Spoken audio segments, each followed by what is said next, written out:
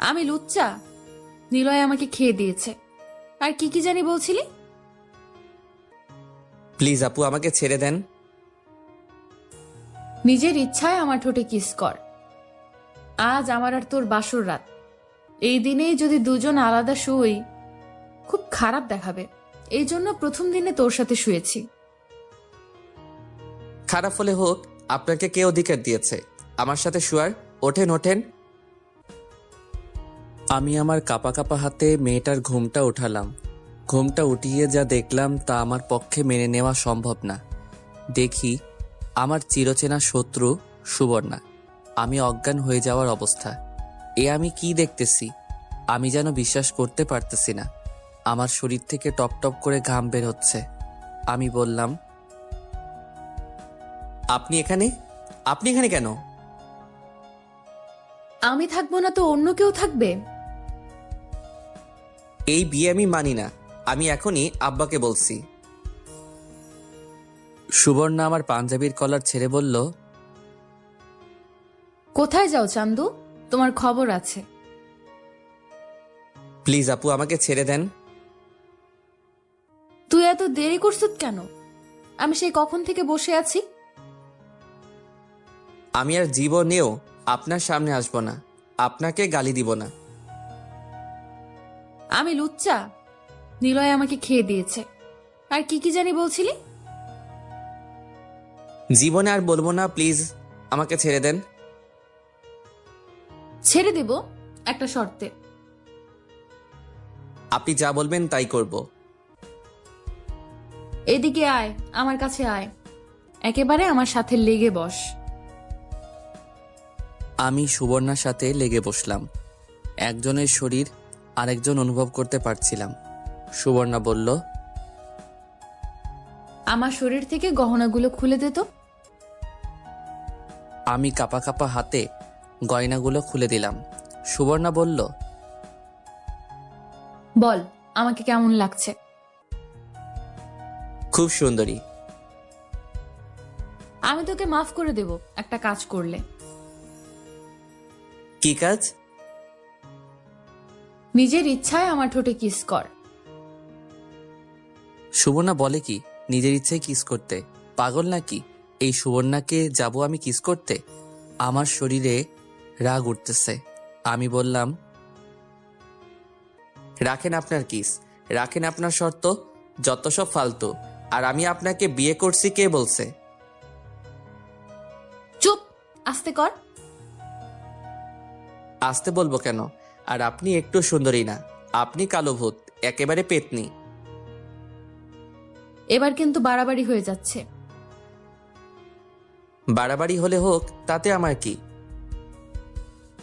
ওকে, বুঝছি তোর মাথা ঠিক নেই। শোন, তুই বাথরুমে গিয়ে ফ্রেশ হয়ে আয়। এই নে কাপড়। আমি হাত থেকে কাপড় নিয়ে বাথরুমে চলে গেলাম। বের হলে সুবর্ণা বলল, এই নে, শুয়ে পড়। সুবর্ণার পাশে বালিশ দিয়ে বলল, পাগল নাকি? আপনার সাথে আমি শুভ জীবনেও না। আপনার তো চরিত্র ভালো না, পরে কি জানি কি করেন। এমন কথা শুনে সুবর্ণার মুখটা কালো হয়ে গেল। মনে হয় অনেক কষ্ট পেয়েছে। কষ্ট পেলে পাক, তাতে আমার কি? যে যেমন তার সাথে তেমনই হওয়া উচিত। সুবর্ণা মুখটা কালো করে কাপড় পাল্টাতে লাগলো। আমি একটা বালিশ নিয়ে নিচে শুয়ে পড়লাম। কিছুক্ষণের মধ্যেই চোখে ঘুম চলে আসলো। সকালে ঘুম থেকে উঠেই দেখি সুবর্ণা আমাকে জড়িয়ে ধরে শুয়ে রয়েছে নিচে। এমনভাবে শুয়ে রয়েছে নড়তে পারছিলাম না। আমি তাকে ডাক দিলাম, এইভাবে শুয়ে আছেন কেন? ওঠেন, আমাকে উঠতে দিন। আর একটু ঘুমা। আমাকে জড়িয়ে ধরেছেন কেন? রাতে আমার সাথে কি করছেন? ছাড়েন বলছি। আজ আমার আর তোর বাসর রাত। এই দিনেই যদি দুজন আলাদা শুই, খুব খারাপ দেখাবে। এই জন্য প্রথম দিনে তোর সাথে শুয়েছি। খারাপ হলে হোক, আপনাকে কে অধিকার দিয়েছে আমার সাথে শুয়ার? ওঠেন ওঠেন। সুবর্ণা উঠে চলে গেল বাথরুমে। এই রুমের সাথে একটা অ্যাটাচ বাথরুম আছে, যেটা শুধু এই রুমের মানুষ ব্যবহার করতে পারবে। আমি বিছানায় উঠে শুয়ে রইলাম। সুবর্ণা বাথরুম থেকে বের হয়ে বলল, কি রে, আরো ঘুমাবি? যা ফ্রেশ হয়ে নে, আমি চা নিয়ে আসছি। আমি যেটা মনে চাই করব, সেটা আপনাকে নিয়ে ভাবতে হবে না। আপনি আপনার নিজের চরকায় তেল দিন। তুই মুখে মুখে তর্ক করস কেন? আমি কি তোর খারাপ বলছি? করব, 100 বার করব। আপনি আমাকে আদেশ দেওয়ার কে? দেখেন আপু, আমার উপর অধিকার খাটাতে আইসেন না। ওকে, তোর যা ইচ্ছা কর। আমি বাথরুমে ঢুকে ফ্রেশ হয়ে বিছানায় শুয়ে রইলাম। সুবর্ণা চা নিয়ে আসলো। আমি বললাম, আমি চা খাবো না। চা খাবি না তো কি সিগারেট খাবি? হুম। এখন থেকে যদি সিগারেটের নাম মুখে উঠেছে, তোর এই মুখ আমি পুড়ে ফেলবো। দেখবো নে, আমি এখন গিয়ে সিগারেট খাবো। দাঁড়া, তোর আব্বাকে বলতেছি। এই না না আপু, আব্বাকে বইলেন না। এখন চা খা। সুবর্ণা চা দিয়ে একটা কাগজ আমার দিকে দিয়ে বলল, নে, এটা ধর। কি এটা? আমি খুলে দেখলাম 10 লক্ষ টাকার একটা চেক। আমি বললাম, এটা কিসের জন্য? এটা আমার আব্বা তোর আব্বাকে উপহার দিয়েছিল, কিন্তু তোর আব্বা নেয়নি। এখন আমি কি করব? এটা তুই তোর আব্বাকে দিস। দেখো, একে তো আপনাকে আমার ভালো লাগে না, দ্বিতীয় এটা আমি নিব না, কারণ পরে কিছু হলে আমাকে এই টাকার খোটা দিবেন। এমন ফালতু কথা বলিস কেন? এটা উপহার, যৌতুক না।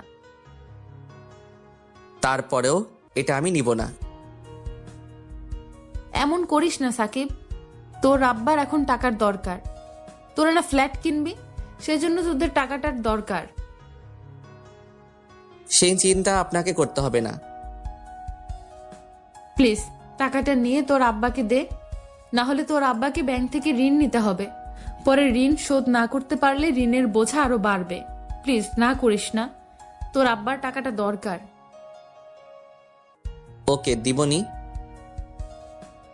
তাহলে আমি যাই, তুই চা খা। আমি চা খেলাম। চা খেয়ে কি করব? কলেজ বন্ধ, কোথায় ঘুরতে যাব সেটাও সম্ভব নয়। ভাবলাম সুবর্ণা আসুক, তার সাথে মজা করা যাক। আমি বসে বসে বেলকনিতে গিটার বাজাইতেছি। কিছুক্ষণ পর সুবর্ণা আসলো, বলল, কিরে, তুই গিটার বাজাইতেছ কেন? জানিস না গিটার বাজানো ভালো না? জানি। তাহলে বাজাস কেন? ভালো লাগে। সামনে থেকে আর বাজাবি না, দে গিটার দে, আর খেয়ে যা। সুবর্ণা আমার হাত থেকে গিটার নিয়ে চলে গেল। আমি খেতে গেলাম। খেয়ে দিয়ে রুমে এসে শুয়ে শুয়ে মোবাইল টিপতেছি আর কানে হেডফোন লাগিয়ে গান শুনতেছি। কিছুক্ষণ পর সুবর্ণা আসলো, এসে বলল, কিরে, কি করস?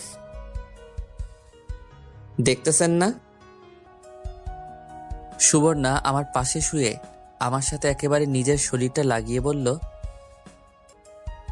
দে একটা তার আমাকে দে, আমিও শুনবো। না, আপনার মোবাইল আছে না, আপনার মোবাইল দিয়ে আপনি শুনুন। তুই এখনো আমাকে আপনি করে বলস? আমরা না এখন জামাই বউ?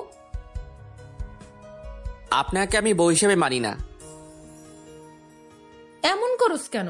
শুন, বিয়ের আগে আমি তোকে মারছি, বকছি, আমি অনেক কষ্ট দিয়েছি। আপনাকে আমি কি করে ক্ষমা করি? আপনি আমাকে রাস্তায় চড় মারছেন, শুধু শুধু অপমান করছেন। আপনার কারণে আমি আরেকজনের কাছে অপমানিত হয়েছি। জানি তোকে আমি কষ্ট দিয়েছি, তুই আমাকে মন থেকে মাফ করে দে। যান, মাফ করে দিলাম। এখন এখান থেকে চলে যান। নিলয় ভাই বলছে আপনি খুব নিলয় ভাইকে জ্বালাইছেন, সেজন্য আপনাকে বিয়ে করে নাই। না জানি আমার কপালে কি আছে। প্লিজ আপু, আমাকে ছেড়ে আপনি চলে যান।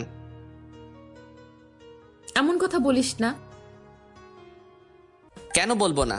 আমার আপনাকে একটু ভালো লাগে না। ভালো না লাগলেই পারে, সেজন্য চলে যেতে বলিস কেন? আপনি চলে যান। প্লিজ এমন কথা বলিস না। আমি আর তোকে কষ্ট দেব না। তোর প্রত্যেকটা কথা আমি শুনবো। প্লিজ এমন কথা বলিস না। আপনাকে আমি মেনে নিতে পারছি না। সুবর্ণা কাছে এসে আমার হাত ধরলো। সুবর্ণা বলল, সাকিব, আমি তোকে ভালোবাসি। কিন্তু আমি তো বাসি না, আমার হাত ছাড়েন। এই বলে আমি উঠে ঘর থেকে বের হব। সুবর্ণা বলল, কোথায় যাস? কেন আপনাকে বলতে হবে? যেখানে যাস তাড়াতাড়ি আসিস, আর ফোন দিলে ফোন ধরিস। না, ধরবো না। সাকিব। এই বলে আমি ঘর থেকে বের হয়ে বাইরে চলে আসলাম। বাইরে এসে আমি সিগারেট ধরাইলাম, ধরিয়ে এক জায়গায় বসলাম। বসে বসে ভাবতেছি, সুবর্ণার সাথে যা করছি তা কি ঠিক করতেছি? অবশ্যই ঠিক করতেছি। তার সবচেয়ে বড় কারণ হলো আমাকে না বলে না জানিয়ে হুট করে বিয়ে করে ফেলা। এটা আবার কোন ধরনের ফাইজলামো? আমাকে তো অন্তত একটিবার জিজ্ঞেস করতে পারতো। আর মা আব্বা কি করে আমাকে এই মেয়ের সাথে বিয়ে দিতে পারলো? সুবর্ণার বয়স বেশি, অবশ্য সেটা কোনো প্রবলেম না, কারণ এক হিসেবে আমার আপুদের ভালো লাগে। কিন্তু সুবর্ণাকে কেন জানি আমার মন মেনে নিতে পারছে না। তার কোনো কারণ আমি খুঁজে পাচ্ছি না। সে কি আসলেই অনেক জ্বালাতন করে? সেটা পরে দেখা যাবে। আমি যেভাবে বলি সুবর্ণা কি সেভাবে চলবে? আর সে তো ব্যাংকে চাকরি করে, সেখানে কত মানুষের সাথে কথা হয়, কত মানুষের সাথে দেখা হয়। সবার মন মানসিকতা কি এক? আমি বললেই কি সে ব্যাংক থেকে চাকরি ছেড়ে দিবে? আর আমার তো কোনো ইনকাম নেই, কিভাবে কি? এখন কেন যে আব্বা মা আমার উপর এত বড় একটা বোঝা দিয়ে দিল? আচ্ছা, সুবর্ণা চলে গেলে কি সব আবার আগের মতো হবে? আবার আগের মতো আমি আমার মতো চলতে পারবো? পরে নিজের পছন্দ মতো বিয়ে করে একটা সংসার করতে পারবো? না না, এসব কি ভাবছি আমি? যতই হোক সুবর্ণা আমার বউ, তার উপর আমার একটা দায়িত্ব আছে। নিশ্চয়ই সুবর্ণার একটা মতলব আছে, না হলে হঠাৎ করে আমাকে না জানিয়ে না বলে ডাইরেক্ট আমাকে বিয়ে করে ফেললো কেন? সে জানতো আমাকে বললে আমি রাজি হব না। তাহলে কি সুবর্ণা কোনো উদ্দেশ্য নিয়ে আসলো? নিলয় ভাই বলল সে খুব প্যারা দেয়, সেটা কোনো ব্যাপার না, সংসারে এরকম ঝগড়া হয়ই। সে বলল ওই দিন আমি তাকে বকছি, সেই জন্য সে আমাকে শাস্তি দিবে। শাস্তিটা কি তাকে কিস করতে? তাহলে আমাকে মাফ করে দিবে? খুবই হাস্যকর। পরে আমার কাছে মাপ চাইলো। কিছুদিন সুবর্ণাকে ইগনোর করে দেখি সুবর্ণা কি করে। ও যেদিন বলবে আমাকে ছেড়ে চলে যাচ্ছে, সেদিন আমি তাকে আপন করে নিব। এসব হাজারো চিন্তা আমার মাথায় ঘুরপাক খাচ্ছে। কারো ফোনে আমার ধ্যান ভাঙলো। দেখি স্বামী কল করছে। স্বামী বলল, দোস্ত, কোথায় তুই? বাড়ির আশেপাশেই আছি। কিরে, বাসরাত কেমন কাটলো? শালা, তোরা বেইমানি করে আমাকে সুবর্ণার সাথে বিয়ে দিছত। তুই জানিস না আমি তাকে দুই চোখে দেখতে পারি না? দোস্ত, আমি কিছুই জানতাম না। তোর মা আগামীকাল ফোন দিয়ে এসব বলছে। আমার কি কিছু করার আছে? এখন তো সাধু সাজবি। শোন, বিকালে মাঠে আসিস। মাঠে একটা টুর্নামেন্ট খেলা, সেখানে তোর নাম দিয়েছি। ওকে, আসবো। আসিস কিন্তু। সুবর্ণাকে পেয়ে আমাদের ভুলে যাস না। ধুর হালা। এই বলে ফোন কেটে দিলাম। কি করা যায়? দেখি সামনে আইসক্রিমের দোকান। ভাবলাম সুবর্ণা তো আইসক্রিম খুব পছন্দ করে, যাওয়ার সময় আইসক্রিম নিয়ে যাব। আবার ভাবলাম ধুর, সে আমার কে, তার জন্য আইসক্রিম নিয়ে যাব। আমি দুপুরের দিকে বাসায় আসলাম। দেখি সুবর্ণা মার সাথে রান্না করতেছে। আমি আমার রুমে গিয়ে গোসল করে নামাজের উদ্দেশ্যে বের হলাম। নামাজ পড়ে রুমে এসে শুয়ে রইলাম। কিছুক্ষণ পর সুবর্ণা আসলো। বলল, খেয়ে যা। আপনাকে বলতে হবে না। হুম। আমি গিয়ে খেয়ে আসলাম। এসে ভাবলাম একটা ঘুম দেই। এসে বিছানায় শুয়ে শুয়ে মোবাইল টিপতেছি। সুবর্ণা এসে বাথরুমে ঢুকছে গোসল করার জন্য। আমার ঘুমে ধরছে, ঘুমিয়ে গেলাম। কারো শরীরের স্পর্শে আমার ঘুম ভেঙে গেল। দেখি সুবর্ণা আমাকে জড়িয়ে ধরে বেদম ঘুমাচ্ছে। আমি ভাবলাম এ কোন জ্বালায় পড়লাম। আমি তাকে আমার থেকে ছাড়িয়ে নিলাম। দেখি এসে আবার আমাকে জড়িয়ে ধরলো। ভাবতেছি ইচ্ছা করে করছে নাকি ঘুমের মধ্যে এমন করছে। এমন সময় আসরের আজান দিল। মনে হলো স্বামী তো বলছিল মাঠে যেতে, যাই একটু ফুটবল খেলে আসি। আমি বিছানা থেকে নেমে বাথরুমে ঢুকে ফ্রেশ হলাম। তারপর ট্রাউজার পরে রেডি হলাম বাইরে যাওয়ার জন্য। এমন সময় সুবর্ণা বলে উঠল, কোথায় যাস? খেলতে। যাস না, আমার সাথে শুয়ে থাক, আমার ভালো লাগছে না। আপনার সাথে শুতে আমার বয়ে গেল। আর একটু পরে যা। কেন? আমাকে একটু জড়িয়ে ধরে শুয়ে থাক, আমার ভালো লাগছে না। পাগল নাকি? ভালো লাগছে না তো আমি কি করব? এমন করিস কেন? আমার কষ্ট লাগে। এই বলে সুবর্ণা বিছানা থেকে উঠে এসে আমাকে শক্ত করে জড়িয়ে ধরল। আমি বললাম, আরে কি করছেন? কেউ দেখে ফেলবে তো। দেখলে দেখুক। ছাড়েন বলছি। না, ছাড়বো না। ছাড়বো, আমাকে জড়িয়ে ধর। ধুর। এই বলে আমি ধাক্কা দিয়ে তাকে ছাড়িয়ে নিলাম। ঘর থেকে বের হয়ে আসলাম। আস্তে আস্তে ভাবতে লাগলাম, এ কোন মেয়ের পাল্লায় পড়লাম আমি। আসলে তার কি দোষ? সবাই তো বিয়ের পর এগুলো করে, কিন্তু আমার কেন জানি তাকে ভালো লাগে না। মনে চায় তার থেকে দূরে দূরে থাকতাম। বউ বলেই কি, অথচ অন্য কোনো মেয়ের প্রতি আমার কোনো ইন্টারেস্ট নাই। যাকে দেখি সুবর্ণার চেয়ে সুন্দরী না। যাই হোক, এসব ভাবতে ভাবতে আমি মাঠে চলে আসলাম। খেলাধুলা করে বাসার উদ্দেশ্যে রওনা দিলাম। বাসায় এসে ফ্রেশ হলাম। দেখি সুবর্ণা নাই। মাকে জিজ্ঞেস করলে বলে ছাদে গিয়েছে মরিয়মের সাথে। ভাবলাম ছাদে কি করে এত মানুষের মাঝে। দূর, সেসব ভেবে লাভ নাই। ও যেটা মনে চায় সেটাই করুক। মাগরিবের নামাজ পড়ে রুমে আসলাম। দেখি মার সাথে কি যেন করতেছে। আমি রুমে এসে একটা গল্পের বই পড়তেছি। এমন সময় সুবর্ণা সেমাই নিয়ে রুমে প্রবেশ করলো আর বলল, নে, সেমাইটা খেয়ে নে। খাবো না। তুই না জীবনেও ভালো হবি না। এদিকে আয়, আমি খাইয়ে দেই।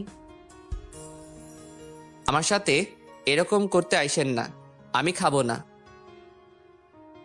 সুবর্ণা গরম সেমাই চামচে নিয়ে ফু দিয়ে ঠান্ডা করে মুখের কাছে এনে দিল। বলল, হা কর। না। হা কর বলছি। না। সুবর্ণা অনেকক্ষণ ধরে চামচ আমার মুখের সামনে দিয়ে ধরে রাখলো। আমার হা করায় আসায় দেখি আমি হা করছি না। তারপর সে নিজেই সেটা খেয়ে ফেলে। দেখি তার চোখের কোণায় পানি। মনে হয় কষ্ট পেয়েছে। কষ্ট পেয়েছে আমার কি? সেমাই রেখে সে বলল, তাহলে তুই আমার সাথে এমন করিস কেন? তোর কাছে তো আমি মাফ চাইছি। আমার আপনাকে ভালো লাগে না। প্লিজ আপু, আপনি চলে যান, আমাকে একা থাকতে দিন।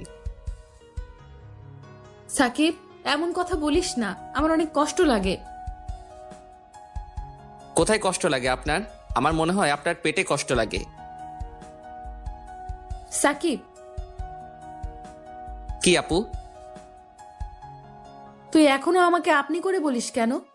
তুই করে বল, আমরা তো জামাই বউ। কিন্তু আমি তো বউ হিসেবে মানি না আপনাকে। এমন করলে কিন্তু আমি চলে যাব। যান, তাতে আমার কি? সত্যি কিন্তু আমি চলে যাব। যান, আপনি গেলে আমি বাঁচি। হঠাৎ দেখবি আমি একদিন চলে যাব। হঠাৎ কেন? এখনই চলে যান। সুবর্ণা কাঁদা শুরু করলো। কাঁদতে কাঁদতে শুয়ে রইল। আমিও না শোনার ভান করে বই পড়তেছি। সুবর্ণা বলল, আমি আগামীকাল থেকে ব্যাংকে যাব। যান। তোর কলেজ খুলবে কবে? জানি না। চল না, কোথাও ঘুরতে যাই। আপনার সাথে আমি কোথাও যাব না। কেন? এমনি ভালো লাগে না? চল না যাই, দেখবি ভালো লাগবে। না, আমি কোথাও যাব না। ওকে। এই বলে সুবর্ণা বাইরে চলে গেল। কিছুক্ষণ পর এসে বলল খেয়ে যাইতে। আমি খেয়ে দিয়ে শুয়ে রইলাম। চোখে ঘুম আসতেছে। দেখি সুবর্ণা ঘরে ঢুকে দরজা বন্ধ করে দিল আর আমার পাশে এসে শুয়ে পড়ল। আমি বললাম, আমি আপনার সাথে শুব না। প্লিজ সাকিব, এমন করিস না, শুধু আজকে রাতটা থাক। এক মুহূর্ত না। আমি বিছানা থেকে নামলাম, নেমে বালিশ নিচে দিয়ে শুয়ে রইলাম। সুবর্ণা উপরে শুয়ে রইল। আমি অনেকক্ষণ এদিক সেদিক করে তাকালাম, যাই আজকে রাতটা সুবর্ণার সাথে শুই। এইভাবে আমি সুবর্ণার পাশে শুয়ে পড়লাম। পিছন থেকে তাকে জড়িয়ে ধরলাম আর কানে কানে বললাম, শুধু আজকে রাতের জন্য। সুবর্ণা আমার দিকে ফিরল, ফিরে একটা মুচকি হাসি দিল আর আমাকে শক্ত করে জড়িয়ে ধরল। একটা পা আমার শরীরের উপর উঠিয়ে দিল। জানিস আমি কি চাই? আমি চাই শুধু তুই আমাকে এভাবে জড়িয়ে ধরে শুয়ে থাকবি। আমি আর কিচ্ছু চাই না। না, শুধু আজকে। ওকে। সুবর্ণা আমার মুখের দিকে তাকিয়ে আছে মায়াভরা দৃষ্টিতে। সুবর্ণা একটা লেহেঙ্গা পরছে আর উপরে কি জানি পরছে, নাম জানি না। আর আমি বরাবরের মতো একটা শর্ট প্যান্ট আর একটা পাতলা গেঞ্জি। সুবর্ণা আমার বুকে তার মাথা রাখলো। দেখি তার ঠোঁট দুটো হালকা লিপস্টিক আছে। আমার কেন জানি ইচ্ছে করছে তার ঠোঁটে কিস করতে। আমি কিস করতে যাব, ভাবলাম একটু বেশি হয়ে যাচ্ছে না, এতটুকুই থাক। আমিও তাকে শক্ত করে জড়িয়ে ধরে ঘুমিয়ে পড়লাম। সকালে ঘুম থেকে উঠে দেখি সুবর্ণা পাশে নাই। আমি কিছুক্ষণ শুয়ে থাকলাম। একটু পর সুবর্ণা চা নিয়ে আসলো। আমি ফ্রেশ হয়ে চাটা খেয়ে গেলাম আব্বার কাছে। গেলাম ওই টাকার চেকটা নিয়ে। আমি আব্বার কাছে গিয়ে বললাম, এই নিন, সুবর্ণা আমাকে এই চেকটা দিয়েছে।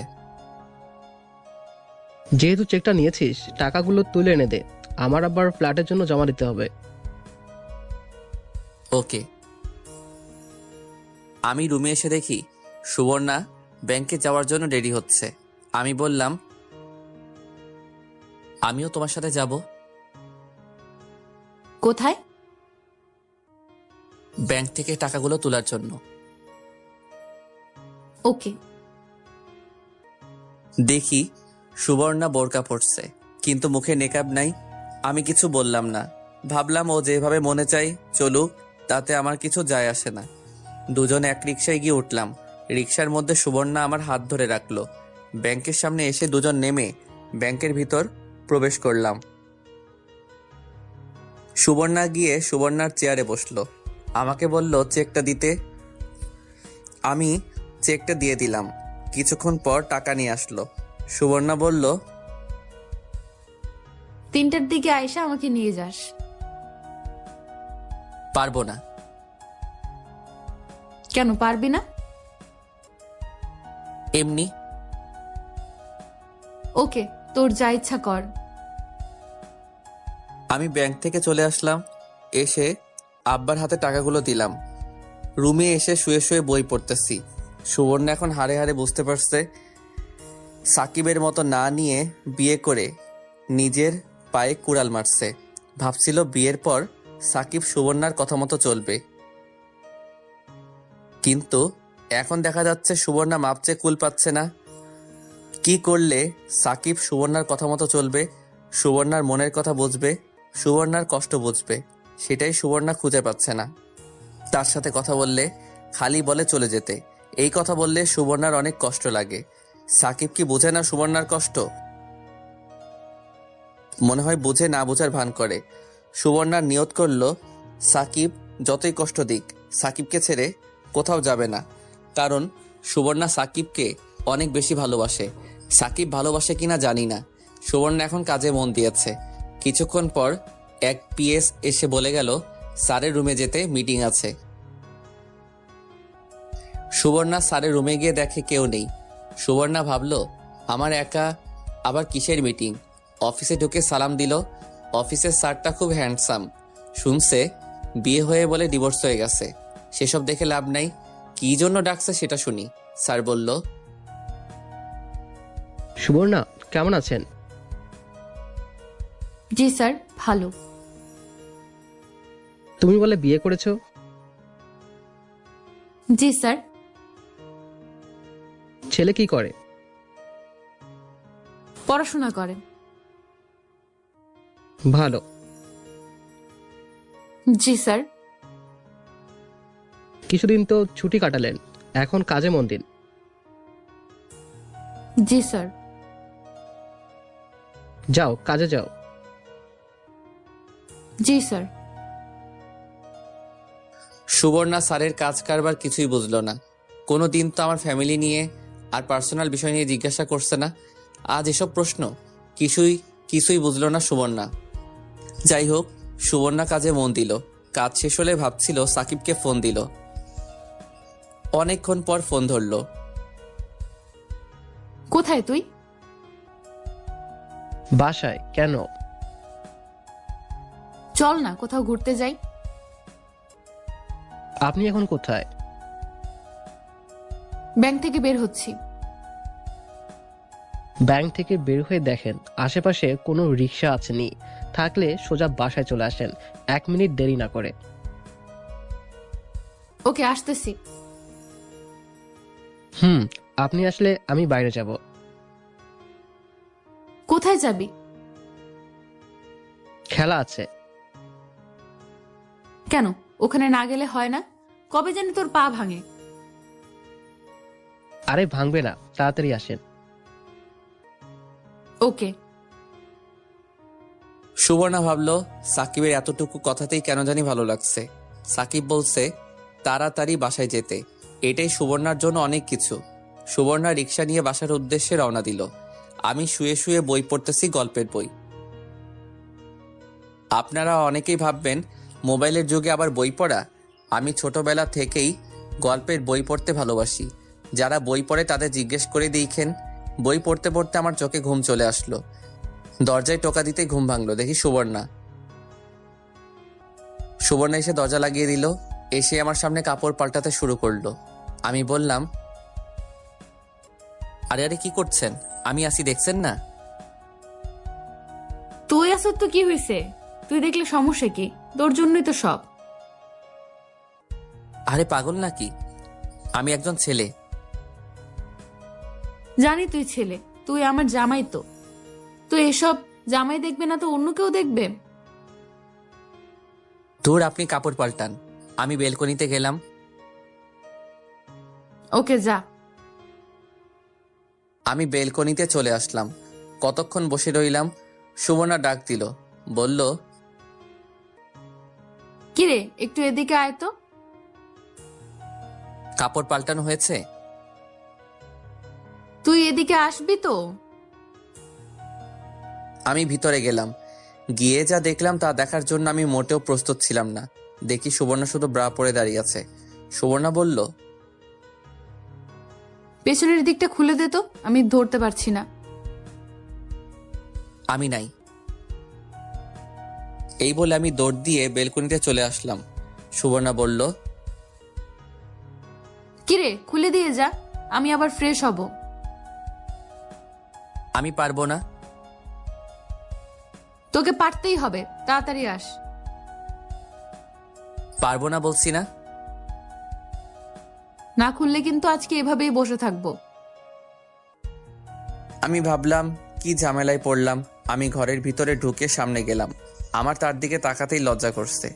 হঠাৎ এমন কিছুর মুখোমুখি হব কল্পনাও করিনি। হোক না আমার বউ। সুবর্ণা বলল, তাড়াতাড়ি কর। আমি কাপা কাপা হাতে তার সাদা পিঠে হাত দিলাম। সুবর্ণা চোখ বন্ধ করে ফেললো। কোনো মতে ব্রাড পিছনের দিকটা খুলে এক দৌড়ে বেলকনিতে। আমি ভাবলাম মনে হয় বাঁচলাম। সুবর্ণা কিছুক্ষণ পর ডাক দিল, বলল, কিরে, খেয়েছিস? হুম। দে তো তোর মানি ব্যাগটা। মানি ব্যাগ দিয়ে কি করব? দে তো। সুবর্ণা মানি ব্যাগ চেক করলো। নিজের ব্যাগ থেকে কিছু টাকা দিয়ে বলল, নে, এগুলো খরচ করিস। না লাগবে না। লাগবে। টাকাগুলো আপনার কাছে রাখেন, আমি চেয়ে নিব। মানিব্যাগে থাকলে আমি খরচ করে ফেলবো। ওকে।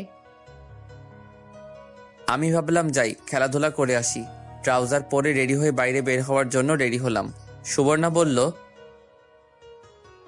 কোথায় যাস?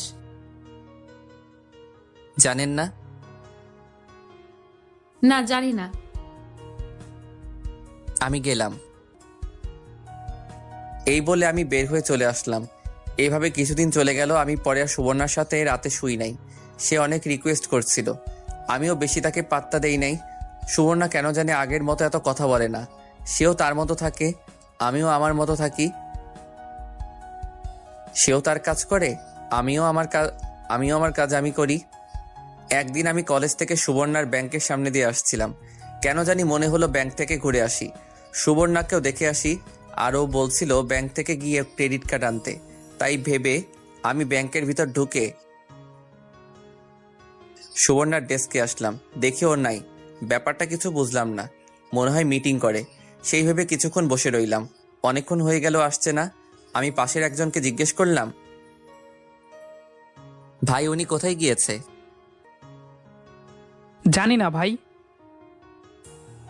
কোথায় যেতে পারে আপনার মনে হয়? ইদানিং দেখতাছি বসের অফিসে বেশি যাই, সেখানে যেতে পারে। ভাই আপনাদের বসের অফিসটা কোথায়? 3 তলায়। ধন্যবাদ ভাই। ওয়েলকাম। আমি 3 তলায় গিয়ে বসের রুম বের করলাম। দেখি সুবর্ণা স্যারের সাথে কথা বলতেছে। আর একটু পরপর সুবর্ণা আর স্যার একসাথে হাসি দিয়ে উঠতেছে। আমি কিছুই বুঝলাম না তারা দুজন একা একা কিসের মিটিং করে। আমি আবার ওই ভাইয়ের কাছে গেলাম, দেখি ও খুব ব্যস্ত। আমি বললাম, ভাই একটু কথা বলা যাবে? একটু দাঁড়ান ভাই।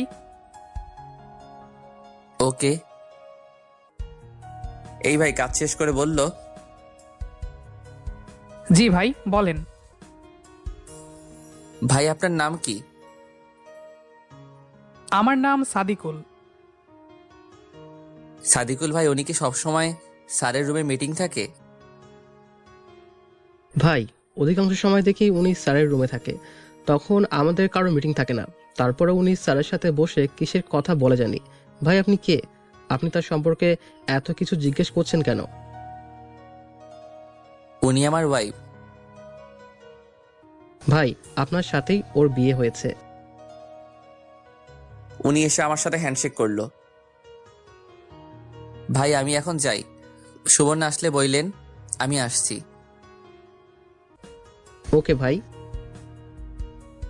আমি ব্যাংক থেকে বের হয়ে বাসায় চলে আসলাম।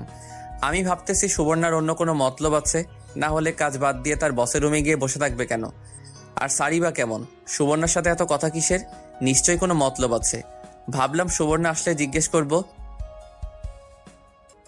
আবার ভাবলাম না, দেখি সুবর্ণা কি করে। সুবর্ণা এখন আর আগের মতো কেয়ার করে না। এখন কেন জানি তার থেকে বেশি আমার কষ্ট হয়। তার এমন চুপচাপ থাকা আমার কেন জানি ভালো লাগে না। কিছুক্ষণ পর সুবর্ণা বাসায় আসলো। ঘরে ঢুকে বলল, তুই বলে ব্যাংকে গিয়েছ? হুম। আসলে আমি একটা মিটিং এ ছিলাম, তুই ফোন দিতি। না থাক, ভাবলাম যদি তোমার মিটিং এ সমস্যা হয়। কি জন্য গিয়েছিলি? এমনি ওই দিক দিয়ে যাচ্ছিলাম, ভাবলাম তোমাকে রেখে যাই। হুম। দুপুরে কি খেয়েছো? তেমন কিছু না। তোমার বসের সাথে লাঞ্চ করছো তাই না? হুম। ভালো। এই নে তোর ভিসা কার্ড। হুম। সুবর্ণা আমার সাথে কথা বলছে আর ড্রেস চেঞ্জ করতে লাগলো। সুবর্ণা বলল, দেখতেছিস না ড্রেস চেঞ্জ করছি, বাইরে যা। না যাব না। থুর, আমার লজ্জা করছে। আমি চোখ বন্ধ করলাম। অন্যদিন হলে বাইরে চলে যেতাম। ধুর। সুবর্ণা বাথরুমে ঢুকে গেল। বাথরুম থেকে ড্রেস চেঞ্জ করে বের হলো। সুবর্ণা বলল, কি রে, খেয়েছিস? না। কেন? তুমি আসলে ভাবছিলাম একসাথে খাবো, কিন্তু তুমি তো তোমার বসের সাথে খেয়ে এসেছো। দাঁড়া, আমি খাবার নিয়ে আসছি। না, খাবো না। কেন? তুমি খেয়ে এসেছো, তাই এখন আর রুচি হচ্ছে না। না, তোকে খেতে হবে। তুই না খেলে আজ থেকে তোর সাথে কথা নাই। ওকে, কথা বইলো না। সাকিব, বলেন। এখনো কি আমি তোর পর? তোর সাথে কতদিন হয়ে গেল দুজন একসাথে থাকতেছি। এতদিন পর ছিলেন না, এখন আস্তে আস্তে পর হচ্ছেন। পর হতে যাব কেন? আপনিই বলেন। একটা কথা বলবো? বলেন। তাহলে আমার কাছে আয়, আমাকে জড়িয়ে ধর, পরে বলবো। বললে বলেন, না হলে আমি গেলাম। আমার বলতে লজ্জা করছে, এদিকে আয় না। ওকে। আমি সুবর্ণার কাছে গিয়ে সুবর্ণাকে বুকে টেনে নিলাম। সুবর্ণাও 2 হাতে জড়িয়ে ধরে বলল, চল না, একটা বেবি নেই। আমি ভাবলাম সুবর্ণার কথা ঠিকই বলেছ, কিন্তু এখন সুবর্ণার মতিগতি কিছুই বুঝতে পারছি না। দেখি শেষমেশ কি হয়, পরে না হয় চিন্তা করব। আমি বললাম, দেখো, একে তো আমার কোনো কিছুই হয় নাই, মানে চাকরি, পড়ালেখা চালিয়ে যেতে হবে, আর এখন সম্ভব নয়। আর কিছুদিন সময় দাও। ওকে, তোর যতদিন লাগে সময় নে। প্লিজ আমাকে ছেড়ে চলে যাস না। ওকে। এখন প্লিজ কিছু খেয়ে নে। ওকে, খাচ্ছি। এই বলে সুবর্ণার ঠোঁটে ঠোঁট লাগিয়ে দিলাম। আমি কিস করতে লাগলাম, সেও রেসপন্স দিতে লাগলো। 1 মিনিট পর ছেড়ে দিলাম, কিন্তু সে আবার এসে আমার ঠোঁটে কিস করতে লাগলো। কিছুক্ষণ পর ছেড়ে দিল। আমি বললাম, ওকে, এখন তো খেয়েছি। এটাকে খাওয়া বলে? যা শয়তান। আমি একটু বাইরে যাব, টুর্নামেন্ট খেলা চলতেছে, আজকে আমরা খেলবো। আমিও যাব। তুমি গিয়ে কি করবে? তুমি মার সাথে রান্নার কাজে হেল্প করো। তোর খেলা দেখব। ওকে, মার অনুমতি নিয়ে আসো, আর মরিয়মকেও সাথে নিয়ে নাও। ওকে। সুবর্ণ আমার সাথে বের হলো, সাথে মরিয়মও। মরিয়ম বলল, ভাই, একটা মোবাইল কিনে দে না। মোবাইল দিয়ে কি করবি এখন? আরো বড় হয়ে নে। দে না কিনে, কার্টুন দেখবো। তোর ভাবিকে বল। মরিয়ম সুবর্ণাকে বলল, ভাবি, একটা মোবাইল কিনে দেন না। ধুর, তোমার ভাইয়াকে বলো। ভাইকে তো বললাম, বলল আপনার কথা। তোমার ভাইয়া অনুমতি নিলে আমি কিনে দিব। মরিয়ম আবার আমার কাছে এসে বলল, অনুমতি দিয়ে দেন না। ওকে দিলাম, তবে সারাদিন 2 ঘন্টা মোবাইল টিপতে পারবি, আর বাকি সময় তোর ভাবির কাছে মোবাইল দিয়ে রাখবি। 2 ঘন্টা না, 3 ঘন্টা দিবি। না, 2 ঘন্টা। মরিয়ম, তুমি এদিকে আসো। ভাই অনুমতি দিয়েছে, এখন কিনে দাও। আগামীকাল কিনে দিব। মরিয়ম খুশিতে নাচতে লাগলো। নাচস কেন? এটা রাস্তা না। আমি মাঠে আসলাম, এসে দেখি সামিও তার গার্লফ্রেন্ড নিয়ে আসলো। আমাদের দেখে সামি কাছে আসলো, বলল, ভাবি, কেমন আছেন? ভালো। সামি, চল যাই মাঠে, তোমরা এখানে বসে খেলা দেখো। আমি আর সামি মাঠে আসতে আসতে জিজ্ঞেস করলাম, কিরে আর কয়দিন? দোস্ত, সর্বোচ্চ 2টা মাস। আর কয়টা ম্যাচ খেলতে হবে? আরো 4টা ম্যাচ খেলতে হবে, 2টা জিতলে সেমিফাইনাল। তোর কি মনে হয় আর কয়দিন টুর্নামেন্ট চলবে? আরো 1 মাস তো লাগবেই। ওরে বাবা! আমি ছোট থেকেই ফুটবল খেলা পছন্দ করতাম। কলেজে ফুটবল টুর্নামেন্ট হলে ওইখানে আমি ছিলাম। সামি খুব ভালো খেলে। আমি মিডফিল্ডার, সামি স্ট্রাইকে থাকে।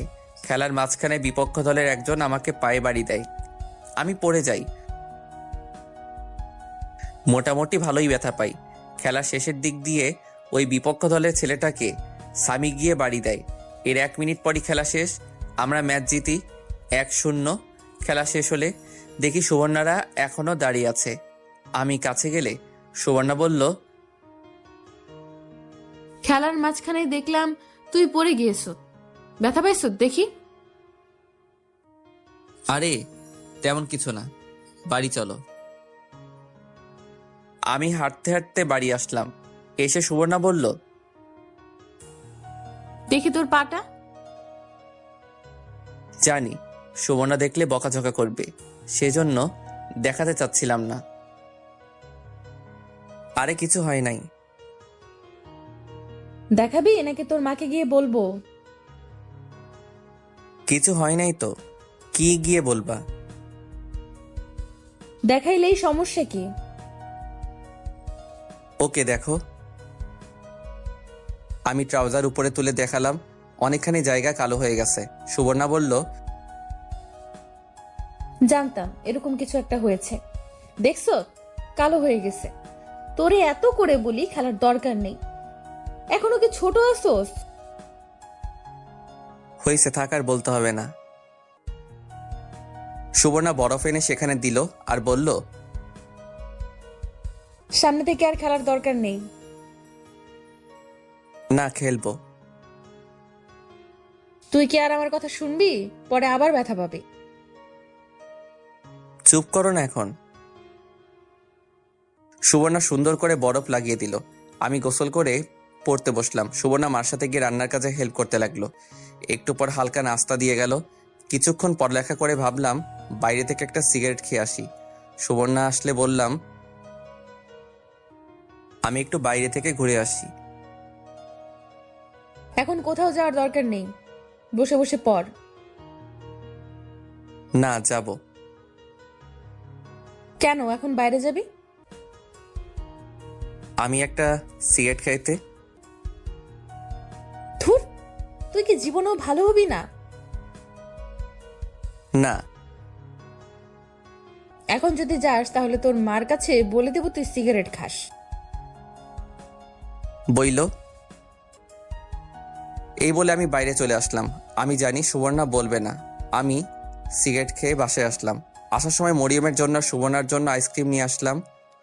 সুবর্ণা আইসক্রিম পেয়ে মহা খুশি, বলল, তাহলে এই ছিল তোর মনে? হুম। ভাত খেয়ে যা। আসতেছি। আমি খেয়ে দিয়ে রুমে এসে গল্পের বই পড়তেছি। আমি নিচে শুই বরাবরই মতোই আজকেও নিচে শুইলাম। সুবর্ণা এসে দেখে আমি নিচে শুয়ে আছি। সুবর্ণা বলল, কিরে আজকেও নিচে শুবি? কেন, আজকে কি কোনো স্পেশাল দিন নাকি? না, ওপরে শো। না। হয় তুই আমার সাথে ওপরে শো, নইলে আমি তোর সাথে নিচে শুব। আমি এটাই চাইছিলাম। তোমার যা ইচ্ছা করো। সুবর্ণা আমার পাশে বালিশ দিল আর গিয়ে কাপড় চেঞ্জ করলো। সুবর্ণা এতক্ষণ সালোয়ার কামিজ পরা ছিল, সেগুলো চেঞ্জ করে একটা লেহেঙ্গা আর হাতা কাটা গেঞ্জি পরলো। তাকে অনেক সুন্দরী লাগছিল। সুবর্ণা আমার পাশে শুয়ে পড়লো আর পিছন থেকে জড়িয়ে ধরলো আর আমার ঘাড়ে মাথা রাখলো। সুবর্ণা বলল, সাকিব, এদিকে ফির। কেন? আরে ফির না। ওকে। আমি সুবর্ণার দিকে ফিরলাম। সুবর্ণা আমার দিকে তাকিয়ে আছে। এভাবে তাকিয়ে আছো কেন? এমনি তোকে দেখতে ইচ্ছে করছে। কি? দাঁড়াও, দেখাচ্ছি মজা। এই বলে আমি সুবর্ণাকে কোলে তুলে নিলাম। সুবর্ণাও আমার গলায় ধরলো। আমি তাকে বিছানায় নিয়ে ফেললাম। আমিও তার পাশে শুয়ে পড়লাম। সুবর্ণাও আমাকে জড়িয়ে ধরলো। আমিও আমার সুবর্ণাকে জড়িয়ে ধরলাম এবং তার কপালে চুমু খেলাম। ভাবলাম, আসলে সুবর্ণা আমাকে সত্যি মনে হয় খুব ভালোবাসে, আর আমি তাকে খুবই ভালোবাসি। এতদিন কি হয়েছে জানি না, এখন থেকে নিয়ত করলাম তাকে সবসময় আগলে রাখবো। সে আমার জন্য অনেক কষ্ট সহ্য করছে। এখন থেকে নিয়ত করলাম তাকে আর কোনো কষ্ট সহ্য করতে দিব না। তাকে আমি সত্যি অনেক ভালোবাসি। এসব কথা ভাবতে ভাবতে ঘুমিয়ে গেলাম। সুবর্ণা পড়ছে বিপদে। সুবর্ণার ব্যাংকের ম্যানেজার কারণে অকারণে অধিকাংশ সময় সুবর্ণাকে অফিসে বসিয়ে রাখে। এটা সেটা আজাইরা কথাবার্তা বলে, আর মাঝে মাঝে এমন এমন জোকস বলে না, না হেসে থাকতেই পারে না সুবর্ণা। সুবর্ণা স্যারকে নাও বলতে পারে না। একদিন সুবর্ণার ম্যানেজার সুবর্ণাকে জিজ্ঞেস করলো, তোমার ওই পিচ্চি জামাই কি তোমাকে খুব ভালোবাসে? ওই সময় সাকিবের সাথে সুবর্ণার সময় খারাপ যাচ্ছিল, তাই সুবর্ণা বলল, ভালোবেসে স্যার। আমার মনে হয় ভালোবাসে না। আপনার এরকম মনে হয় কেন? দেখো, এসব আমরা পিছনে ফেলে এসেছি, সব বুঝি আমরা। যদি তোমার তাকে ভালো না লাগে তাহলে তুমি তাকে ছেড়ে দাও। সুবর্ণা তখন আর কিছু বলে নাই। বাড়িতে এসে আমার সাথে রান্নাঘরে কাজ করতেছে। আম্মা জিজ্ঞাসা করলো, মা, তুমি এরকম সব সময় মুখ গোমরা করে থাকো কেন? তেমন কিছু না আম্মা। আমি সব বুঝি মা, জানি তোমার সাথে সাকিবের সময় ভালো যাচ্ছে না। মা, এখানে আমাদের কিছু করার নেই। একে তো আমরা তার অনুমতি ছাড়াই তোমাকে তার সাথে বিয়ে দিয়েছি। এখন যদি তাকে গিয়ে কিছু বলি, তাহলে সে সম্পূর্ণ দোষ দিবে আমাদের। সুবর্ণা কেঁদে দিল এবং আম্মাকে জড়িয়ে ধরে কেঁদে কেঁদে বলতে লাগলো, আমি জানি আম্মা, সাকিব একদিন আমাকে ঠিক বুঝবে, আমার গুরুত্ব বুঝবে। সে খুব ফ্রেশ মাইন্ডের ছেলে। আমার মনে হয় তোমাকে সে খুব ভালোবাসে। একটু ধৈর্য ধরো মা। আমি তাকে খুব ভালোবাসি আম্মা। আমি জানি মা, এখন কেঁদো না। আর শোনো, সামনের মাসে আমরা এই ফ্ল্যাট ছেড়ে দিয়ে নতুন একটা ফ্ল্যাটে চলে যাব। না আম্মা, আপনারা যান, সাকিবের সাথে ঝামেলা শেষ করে আমরা আসব, আর এই ফ্ল্যাটের ভাড়া আমি দিব। কেন মা শুধু শুধু অপচয় করবা? আমাদের সাথে নতুন ফ্ল্যাটে চলো। না আম্মা, সাকিবের সাথে ঝামেলা মিটমাট করে আমরা আসব। প্লিজ আম্মা, না করেন না। ওকে, তোমার যা ইচ্ছা করো। ওকে আম্মা, এই জন্য আপনাকে আমার এত ভালো লাগে। যাও, সবাইকে বলো খাবার খেতে। আচ্ছা আম্মা। সুবর্ণা সবাইকে খাবার খেতে ডাকে। এর কিছুদিন পর জানি সাকিবের কি হলো। ব্যাংক থেকে আসার পর সুবর্ণাকে খুব কেয়ার করতে শুরু করে। সুবর্ণা ভাবলো সাকিব মনে হয় সুবর্ণাকে বুঝতে পারছে, এটাই সুবর্ণা চাই। এর কিছুদিন পর সুবর্ণা অফিসে কাজ করতেছিল। পিএস এসে বলে গেল, অফিসে কিসের মিটিং আছে সবার। সুবর্ণা অফিসের মিটিংয়ে গেল, গিয়ে সবার সাথে বসলো। মিটিংয়ে স্যারের কথা শুনে সবাই খুশি, কারণ স্যার বলেছে সামনে 2 সপ্তাহ পর ব্যাংকের পক্ষ থেকে একটা ভ্রমণ আছে, 2 থেকে 3 জন সাথে নিতে পারবে। এটা শুনে সবাই হাততালি দিল, কারণ সবাই চেয়েছিল একটা ভ্রমণ হোক, আর সেটা হলো কক্সবাজার 3 রাত 2 দিন, মানে 1 রাতে সেখানে যাওয়া, আরেক রাতে সেখানে থাকা, আরেক রাতে সেখানে থেকে আসা। আর যারা যারা সেখানে যাবে তাদের আলাদা একটা স্যালারি দেওয়া হবে। কারণ ব্যাংকের মেইন শাখার বস যিনি বাংলাদেশে এই ব্যাংকটা পরিচালনা করেন, তিনি সেখানে থাকবেন এবং তিনি সেখানে বক্তব্য রাখবেন। সেজন্য সেখানে সবাইকে থাকতে হবে। মিটিং শেষ হলে সুবর্ণার আর খুশি ধরে না, কারণ সাকিব আর সুবর্ণার একটা ফ্রিতে ট্যুর হয়ে গেল। আর মন চাইলে মরিয়মকে সাথে নিয়ে যাবে, ওর এখন স্কুল বন্ধই। সুবর্ণার ভাবতেই কি যে ভালো লাগছে। ভাবলো এই খুশির সংবাদটা আগে সাকিবকে দিয়ে দেই, আবার ভাবলো না এই খুশির সংবাদটা সুবর্ণা অন্যভাবে দিতে চাই। ঘড়িতে তাকিয়ে দেখে আরো এক ঘন্টা আছে, 3টা বাজতে। 1 ঘন্টা কাজ করে বাসায় আসে, এসে রুমে ঢোকে। আমি পরদিন ঘুম থেকে উঠে কলেজে গেলাম। কলেজ থেকে এসে বাসায় শুয়ে রইলাম, ঘুমিয়ে গেলাম। কতক্ষণ ঘুমালাম জানি না। ঘুম থেকে উঠে দেখি সন্ধ্যা ছুঁই ছুঁই। দেখি সুবর্ণা নামাজ পড়তেছে, মনে হয় মাগরিবের নামাজ। নামাজ শেষ করলে আমি বললাম,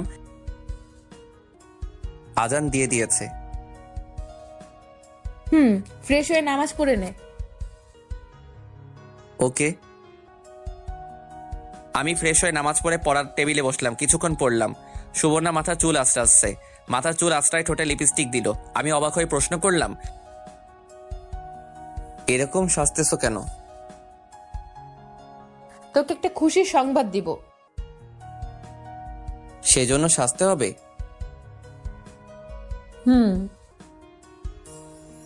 সুবর্ণা আমার পিছনে এসে আমাকে পিছন থেকে জড়িয়ে ধরলো আর গালে একটা চুমু দিল।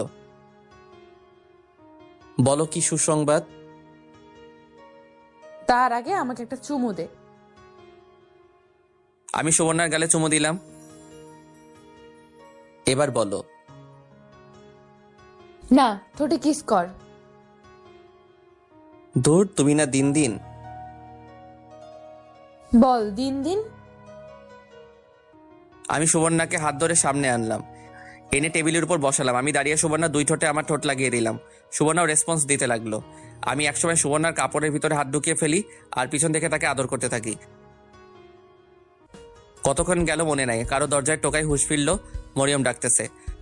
সুবর্ণা কাপড় ঠিক করে দরজা খুলে আমি পড়ায় মন দিলাম। মরিয়ম ভিতরে আসলো, বলল, ভাবি আমার মোবাইলটা কোথায়? ও, আমার একটুও মনে নাই। মনে তো থাকবেই না, আমি বলছি না। আরে মন খারাপ করতেছিস কেন? আমার মনে ছিল। ভাবলাম তুমি কেমন মোবাইল পছন্দ করো, তাই তোমাকে নিয়েই মোবাইল কিনবো। এখন কিনে দিন।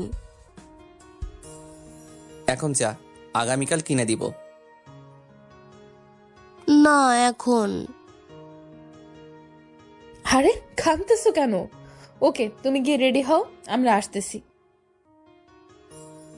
ভাবি সত্যি বলতেছেন তো নাকি মজা করতেছেন? তুমি কি আমার কথা বিশ্বাস করো না? করি। তাহলে গিয়ে রেডি হও। ওকে। মরিয়ম চলে গেল। আমি বললাম,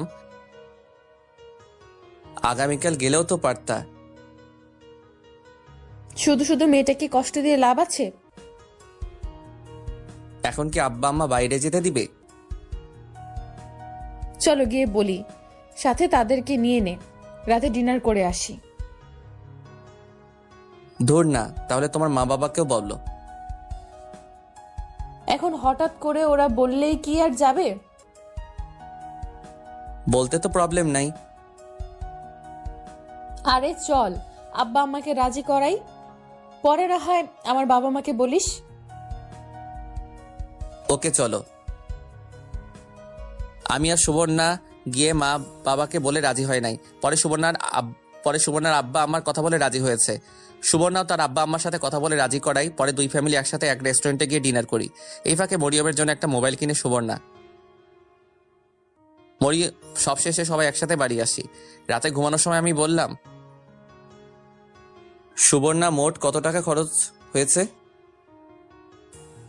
সেসব জেনে লাভ নেই। না, বলো। মরিয়মের জন্য মোবাইল কিনেছি 38,000 টাকা দিয়ে, আর রেস্টুরেন্টে খরচ হয়েছে 5,000 টাকা। একটু বেশি হয়ে গেল না? মরিয়মের জন্য এত দামি মোবাইল কেনার প্রয়োজন ছিল? মন খারাপ করতেছিস কেন? শোন, তোকে কিছু কথা বলি। শোন, আমার যা কিছু আছে সব তোর জন্য। আমার টাকা পয়সা সব তোর। তুই যেভাবে খরচ করতে মন চায় সেভাবে কর।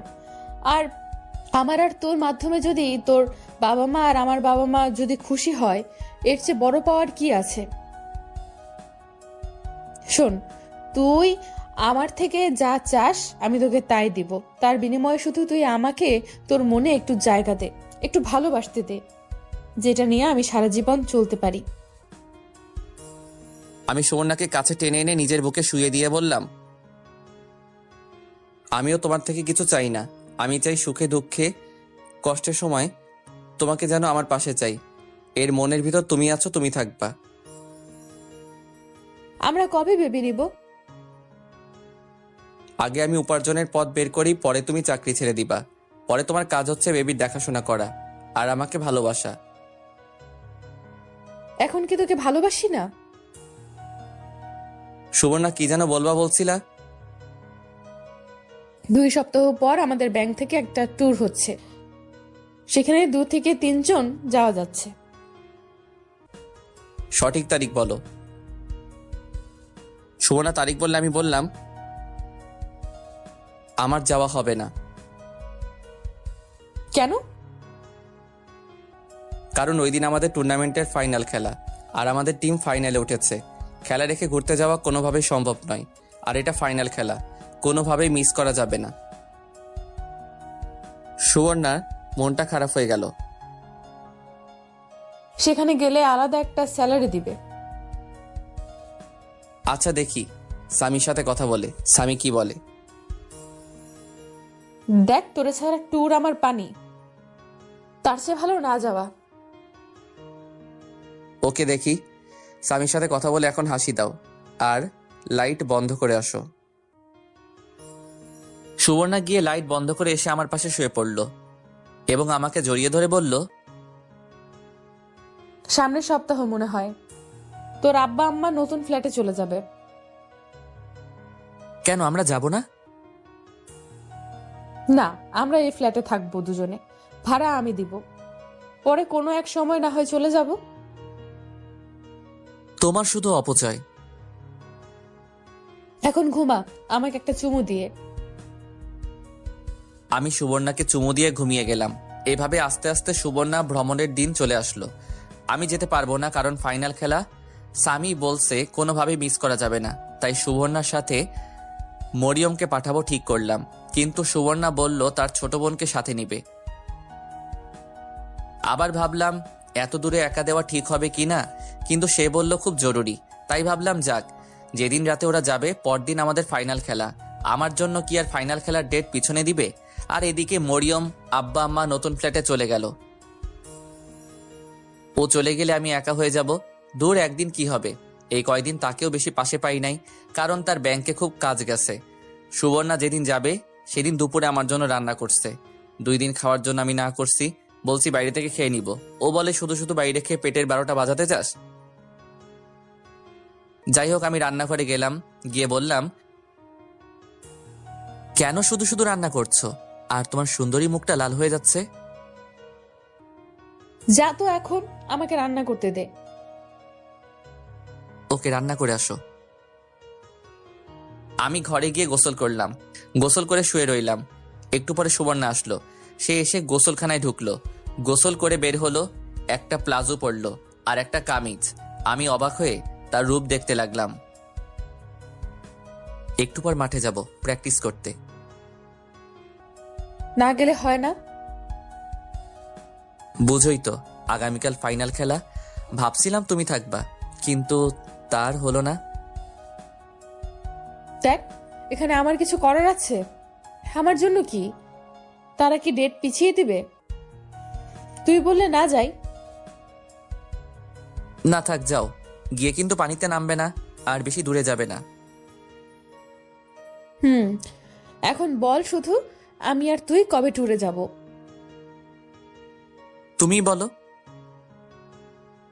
দেখি ব্যাংক থেকে কবে ছুটি পাওয়া যায়। তোমার বুকে ওড়না দাও না কেন? না, ওড়না দিব না।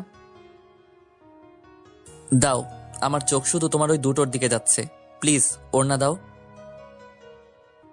দেখ, ভালো করে দেখ, এসব তো শুধু তোর। না, ওড়না দাও, আমার লজ্জা করছে। কি আজব, আমি তোর বউ, তুই যেটা করতে মন চায় কর। দূর, এখন না। কয়টায় বের হবা? 11টার সময় বাস ছাড়বে, 10টার সময় ব্যাংকে থাকতে হবে। তুই আমাকে বাসে দিয়ে আসবি। ওকে, কোনো মেকআপ করতে পারবে না আর বোরকা ছাড়া বের হবে না। ওকে। সুবর্ণা উঠে আমার কাছে আসলো, এসে আমার পাশে শুয়ে পড়ল। যার আগে তোকে একটু মন মতো জড়িয়ে ধরে নেই। এই বলে সুবর্ণা আমাকে জড়িয়ে ধরলো আর একটা পা আমার উপর তুলে দিল। তার প্লাজো হাঁটু অব্দি উঠে গেল। আস্তে আস্তে সে আমার উপরে উঠে গেল আর আমাকে উড়াধরা কিস করতে লাগলো। আমিও কিসের রেসপন্স দিতে লাগলাম। আমি একটা হাত তার কাবিজের ভিতর ঢুকিয়ে দিলাম। সে আমার মাথা ধরে ইচ্ছে মতো কিস করতে লাগলো যাতে আমি ছুটতে না পারি। অনেকক্ষণ এভাবে চললো। এমন সময় আসরের আজান দিল, আমাদের হুঁশ ফিরল। সুবর্ণা কিস ছেড়ে আমার উপর শুয়ে পড়ল। আমার ছোট ছোট চাপদারিতে নিজের গাল ঘষাতে লাগলো। কি হলো, এবার ছাড়ো। না, মন চাচ্ছে আজকে সারা দিন রাত তোর সাথে এভাবে শুয়ে থাকতে। এই বলে সে আবার কিস শুরু করলো। এবার ঠোঁটে, মুখে, নাকে, কপালে, গলায় সারা মুখ চুমুতে ভরিয়ে দিল। আমি দেখতেছি সুবর্ণা ছাড়বে না, তাই আমি তাকে কোলে তুলে নিলাম। সে আমার গলায় ধরে তখনও আমাকে কিস করে চলেছে। আমি কোলে করে দরজার সামনে নিয়ে আসলাম। এসে তাকে কোল থেকে নামিয়ে দরজা খুলে বাইরে বেরিয়ে আসলাম। খিরে, পালাচ্ছিস কেন? আসতেছি। আমি মাঠে এসে প্র্যাকটিস করে সন্ধ্যার দিকে বাড়িতে আসলাম। এসে দেখি মরিয়ম আর সুবর্ণার বোন রেডি হয়ে বসে আছে। আমি রুমে গিয়ে ফ্রেশ হয়ে নিলাম। সুবর্ণাও রেডি হলো। সুবর্ণা বলল, দেখ তো কেমন লাগছে। খুব সুন্দরী। আমার একটুও ভালো লাগছে না, কেমন জানি ভয় করছে। ভয় কি আছে, আমি তো আছি। তুই কি আমার সাথে যাবি? না, তবে ফোনে কথা বলবে। ওকে। শোন, এখন বের হয়ে যেতে হবে। অফিসে মিটিং আছে একটা। মিটিং শেষ করে পরে বাসে উঠতে হবে। ওকে, চলো বের হই। আর রান্না বান্না করা আছে, ফ্রিজে রাখা আছে, বের করে গরম করে খেয়ে নিস। ওকে। তোর জন্য কি আনবো? আমার জন্য কিছু আনা লাগবে না। আমি শুধু চাই তুমি আবার আমার কাছে ফিরে আসো। এই শোন না, শেষমেশ একটা কিস দিয়ে দে। ওকে। আমি সুবর্ণাকে কাছে এনে তার ঠোঁটে কিস বসালাম। কিছুক্ষণ পর ছাড়লাম। সুবর্ণা বলল, মন চাচ্ছে না তোকে ছেড়ে চলে যেতে। তোকে ছাড়া কি করে থাকবো? আরে একদিনই তো দেখবে চলে যাবে। চল, রেডি হয়ে নে। আমি রেডি। চল তাহলে বের হই। আমরা রিক্সা দিয়ে প্রথমে ব্যাংকে আসলাম। রিক্সায় আমি আর সুবর্ণা একসাথে বসলাম। সুবর্ণা সারাক্ষণ আমার হাত শক্ত করে ধরে রাখলো। বিদায় নেওয়ার সময় সুবর্ণার চোখের কোণে পানি দেখলাম। ও আমাকে একদিন ছাড়া থাকতে কত ভয় পাচ্ছে। যদি আমি সারা জীবনের জন্য চলে যাই তখন কি করবে? আসলে বাস্তবতা তার উল্টা। আমরা সবাই জানি কারো জন্য কোনো কিছু থেমে থাকে না। যাই হোক, তাকে বিদায় দিয়ে বাড়িতে আসলাম।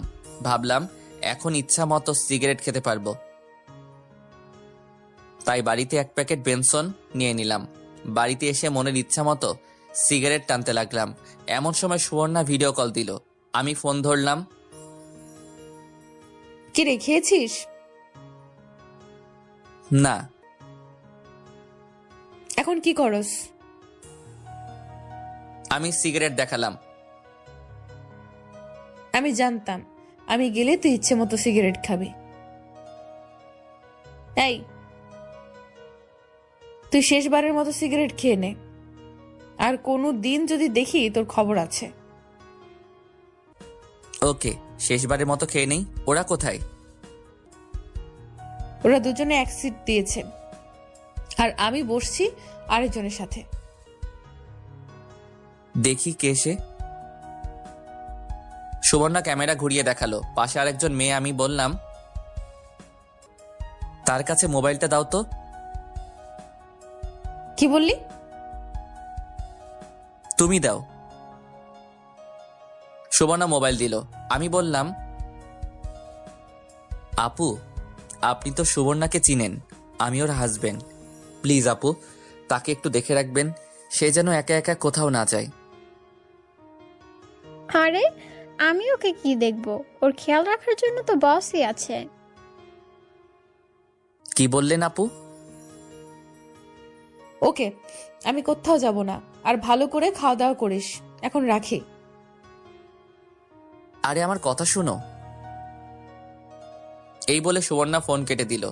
আমি ওই মেয়েটার কথা স্পষ্ট শুনতে পেয়েছি। আমি ভাবছিলাম সুবর্ণা আগের মতো কি এখনো বসের সাথে কথা বলে।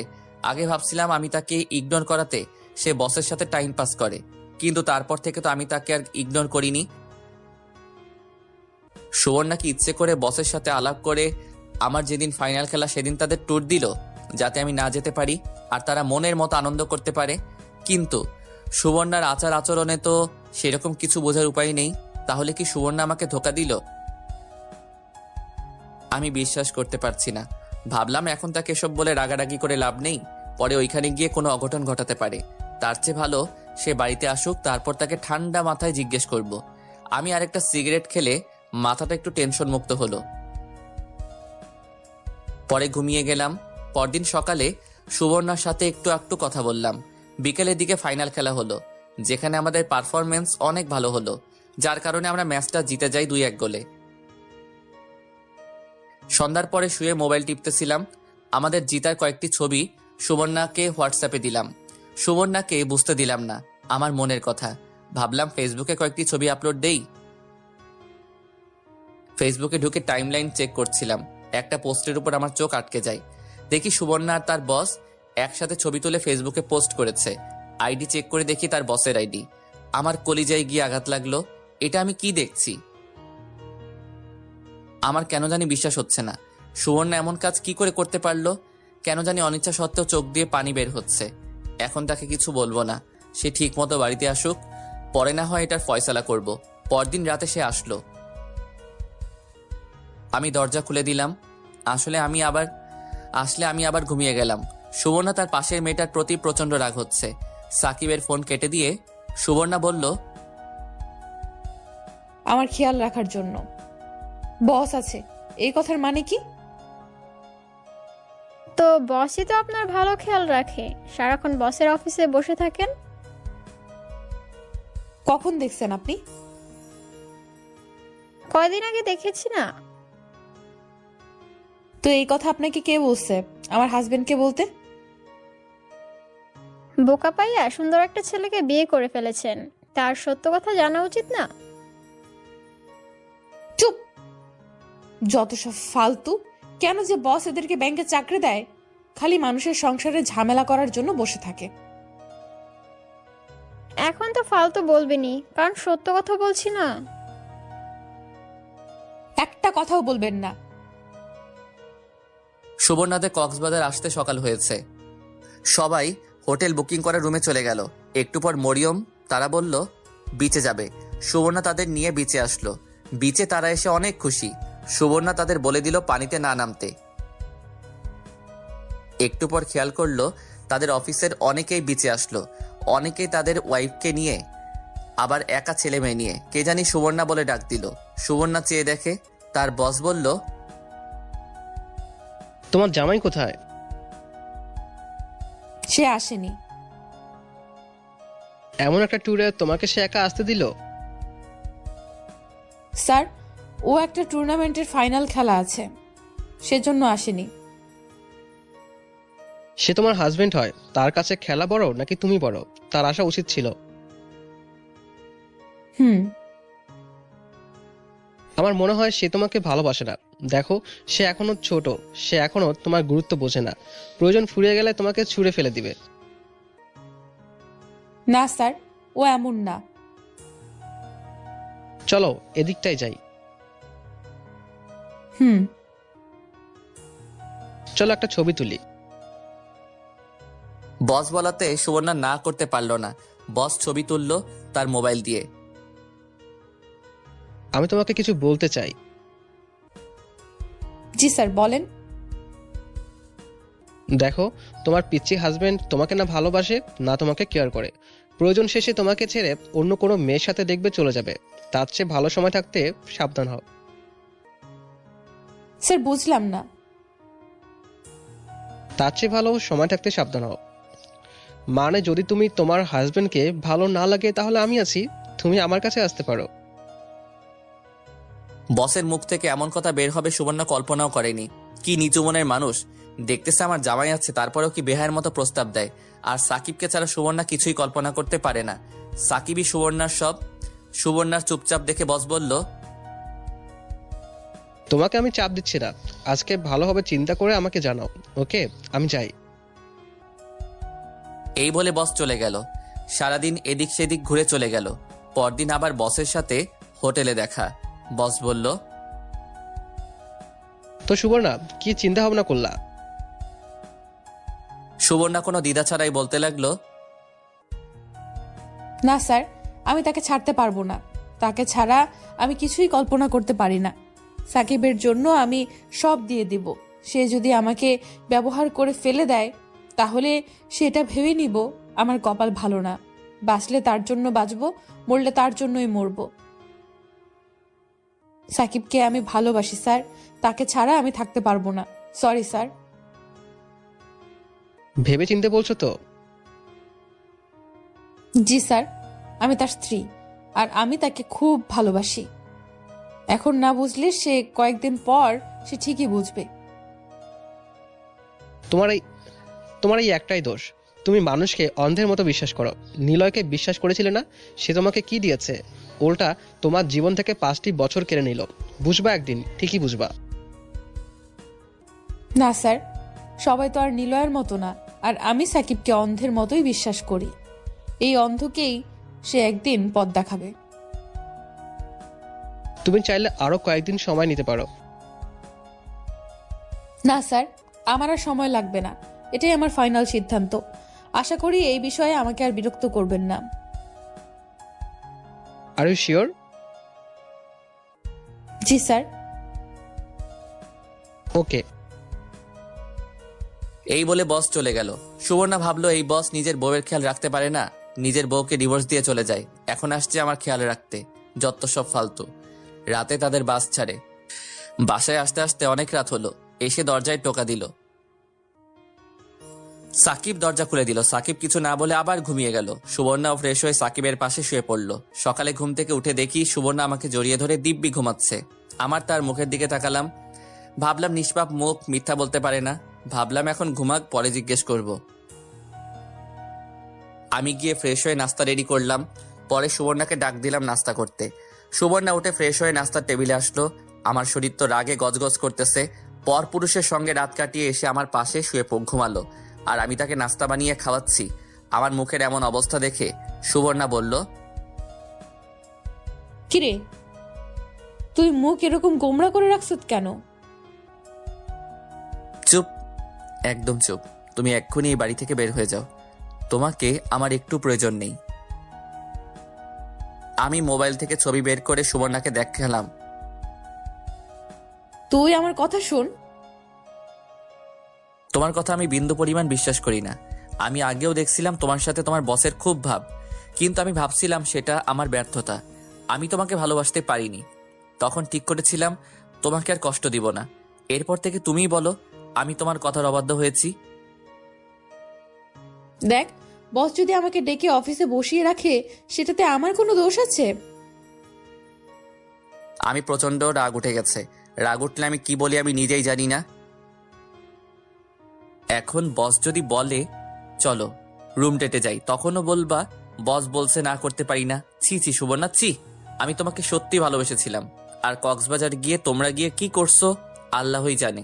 তোমার সাথে আমি এক মুহূর্ত থাকবো না। এক্ষুনি এই বাসা ছেড়ে চলে যাও। তুই মাথা ঠান্ডা কর, আমি তোকে ব্যাপারটা বুঝিয়ে বলছি। এখন কত কিছু বানিয়ে বলবা। আমি উঠে রুমে চলে আসলাম। এসে সিগারেট ধরাইলাম। সুবর্ণা আমার পাশে এসে বসলো আর বলল, একটা কথাও বিশ্বাস করি না আমি। সুবর্ণা আমাকে পিছন থেকে জড়িয়ে ধরলো, বলল, আমি তোকে সত্যি বলছি, আমি তোকে অনেক ভালোবাসি। তোকে ছাড়া আমি বাঁচবো না। আমি সুবর্ণাকে আমার শরীর থেকে ছাড়িয়ে নিলাম। বললাম, আমার শরীরে টাচ করবেন না, যত সব ফালতু কথা। তোমার প্রতি আমার ঘৃণা হচ্ছে। এতদিন আমি কার সাথে থাকলাম? আমার এখন মনে হচ্ছে এইসব তোমার আর বসের পরিকল্পনা ছিল। ট্যুরের ডেট তোমরা আমার ফাইনাল খেলার দিন দিয়েছ, যাতে আমি না যেতে পারি আর তোমরা গিয়ে ওইখানে এনজয় করতে পারো। আমি সত্যি বলছি, এরকম কিছু ছিল না। প্লিজ আমাকে বিশ্বাস কর। তোমার কোনো কথা আমি বিশ্বাস করি না। তুমি এক্ষুনি চলে যাও। তুমি আমাকে এতদিন ব্যবহার করেছো। আল্লাহর দোহাই লাগে, আমাকে বিশ্বাস কর সাকিব। এই বলে সুবর্ণা কাঁদতে লাগলো। তুমি এক্ষুনি বাড়ি থেকে চলে যাও। সুবর্ণা কেঁদে বলতে লাগলো, প্লিজ আমাকে বের করে দিস না। তুই আমাকে মার বক যেটা মন চায় কর, প্লিজ আমাকে বের করে দিস না। তোর পায়ে পড়ি, তোর পায়ে পড়ি। তোরে ছাড়া আমি বাঁচবো না। হয় তুমি থাকবা, না হয় আমি থাকবো। এমন কথা বলিস না। যদি আমার কোনো ভুল থাকে তাহলে আমাকে মাফ করে দে, আমাকে তাড়িয়ে দিস না। সুবর্ণা কাঁদতে কাঁদতে কাশতে লাগলো আর বলল, তুই যেভাবে বলবি সেভাবেই চলবো। তুই বললে আমি চাকরি ছেড়ে দেব। এখন এত দরদ দেখানো লাগবে না, এখন আমার চোখের সামনে থেকে যাও। সুবর্ণা আমার চোখের সামনে থেকে চলে গেল। অন্য এক রুমে গিয়ে কাঁদতে লাগলো। আমি বাইরে যাব বললাম, আমি বাইরে যাচ্ছি, এসে যেন তোমাকে না দেখতে পাই। এই বলে আমি বাইরে চলে আসলাম। আমার এক মনে বলতেছে সুবর্ণা সত্যি বলছে, আরেক মনে বলছে মিথ্যা বলছে, কারণ আমি আগেও দেখেছি বসের সাথে সুবর্ণাকে। তারপরে ওই মেয়েটা বলল, তারপর আবার ফেসবুকে ছবি পোস্ট। যদি কিছুই না থেকে থাকে তাহলে তার বস শুধু শুধু কেন ছবি পোস্ট করবে? আর সে কেন তার বসের সাথে ছবি তুলবে? বস বললেই হলো? না, আমার মাথা কাজ করছে না। আমি কিভাবে যাচাই করব সুবর্ণা সত্যি বলছে? দূর, দেখি কি হয়। এখন আপাতত সুবর্ণাকে একটু চাপ দেই, দেখি সে সত্যি কথা বলেনি। আমি একটু পর বাসায় গেলাম, দেখি সুবর্ণা এখনো কেঁদেই চলেছে। আমি বললাম, না কেঁদে এক্ষুনি বাসা থেকে বের হও। আমি কোনো ভুল করিনি সাকিব, প্লিজ একটা বার বোঝার চেষ্টা কর। আচ্ছা, আমার মুখ মিথ্যা বলছে, কিন্তু আমার ঠোঁট তো মিথ্যা বলছে না। এই ঠোঁট দিয়ে কত তোকে কিস করেছি, সেসব কথা তোর একটুও মনে পড়ে না? আমি ভাবলাম সে তো ঠিকই বলছে, তাকে কত কিস করেছি, একটি বারও তো আমাকে ফিরিয়ে দিল না, উল্টা সে আমাকে কত কিস করছে। এগুলো করার সময় আর দ্বিধা কাজ করেনি। সে হয়তো সত্যি বলছে, কিন্তু আমার বিশ্বাস হচ্ছে না। না, আমাকে শিওর হতে হবে, পরে আবার কোনো বিপদ হবে। আমি বললাম, এখন কত উসিলা দিবা? আরেক পুরুষের সাথে রাত কাটিয়ে এখন এখানে এসে যুক্তি দাও? সাকিব, তুই নিজের চোখে দেখছ? না। তাহলে শুধু শুধু কেন তুই আমাকে মিথ্যা অপবাদ দিচ্ছিস? দেখো, আমি একেবারে বোকা না, একটু হলেও বুঝি। আচ্ছা, আমাকে কি মাফ করে দেওয়া যায় না? তুমি যে অপরাধ করছো তার একমাত্র উপায় হচ্ছে তোমাকে ডিভোর্স দিয়ে দেওয়া। সাকিব, এমন কথা মুখে আনিস না। তোরে ছাড়া আমি কিছুতেই ভাবতে পারি না। যখন অন্য কোনো পুরুষের সঙ্গে যাও তখন আমার কথা মনে থাকে না? এবার কিন্তু বেশি বাড়াবাড়ি হয়ে যাচ্ছে। উচিত কথা বলছি না? বাড়াবাড়ি তো হবেই। তুমি কেমনে পারলে এমন কাজ করতে? সাকিব, সুবর্ণা এসে আমাকে চর মেরে বসলো। দেখি তার চোখ লাল হয়ে গেছে। চর মেরে আমাকে জড়িয়ে ধরলো, আমার বুকের উপর মাথা দিয়ে কাঁদতে কাঁদতে লাগলো আর বলল, এমন কথা বলিস না। আমি আর সহ্য করতে পারছি না। আমি মরে যাব, আমি মরে যাব। যাও, তোমাকে আর কিছু বলবো না, তবু তুমি আমাকে ছেড়ে দাও। এই বলে সেখান থেকে চলে আসলাম। ভাবলাম সুবর্ণা হয়তো সত্যি বলছে, কিন্তু আমার মন মেনে নিচ্ছে না। এইভাবে 2 দিন চলে গেল। এই 2 দিনে সে পানি ছাড়া কিছুই খায় নাই। তার লম্বা লম্বা চুলগুলো এলোমেলো হয়ে গেছে, কাঁদতে কাঁদতে চোখের নিচে কালো হয়ে গেছে। সে বাড়ির এক কোনায় এভাবে পাগলের মতো বসে রয়েছে। সে খাই নাই দেখে আমিও খাইনি, তবে বাইরে থেকে হালকা নাস্তা করছি। আমি ভাবলাম এইভাবে আর চলে না, কিছু একটা করতেই হবে। তাই ঠিক করলাম সুবর্ণার বসের সাথে দেখা করব, দেখি গিয়ে বস কি বলে। বাইরে বের হওয়ার সময় দেখি সুবর্ণা এখনো সেখানে বসে আছে। তার এমন অবস্থা দেখে নিজেরই তার থেকে বেশি খারাপ লাগছে। আমি কাছে গিয়ে সুবর্ণার হাত ধরলাম। আমার হাত ধরবি না, আমি তোর কেউ না। যা, যেখানে মন চায় যা। আমি সুবর্ণাকে দাঁড় করিয়ে বুকে টেনে নিলাম। সুবর্ণা বলল, তোরে ছাড়া আমি কিছুই ভাবতে পারি না। ওকে, চলে যাচ্ছি। এই বলে আমি বাইরে চলে আসলাম। ভাবলাম সে হয়তো একটু অভিমান করছে। আমি প্রথমে ব্যাংকে গেলাম, ভাগ্যের জোরে বসকে পেয়ে গেলাম, কিন্তু তার একটা মিটিংয়ে আছে। মিটিং শেষ করতে অনেকক্ষণ লাগলো। মিটিং শেষে তার অফিসে গিয়ে বসলো। আমি গেলাম তার অফিসে। অফিসের ভিতরে গিয়ে সালাম দিলাম। কেমন আছেন? ভালো। আপনি কে? আপনাকে তো চিনলাম না। আমি সাকিব, আপনার ব্যাংকের কর্মচারী, সুবর্ণার হাজবেন্ড। ও মিস্টার সাকিব, বসেন বসেন। ধন্যবাদ। তো আপনাদের কেমন চলছে? জি ভাই, ভালো।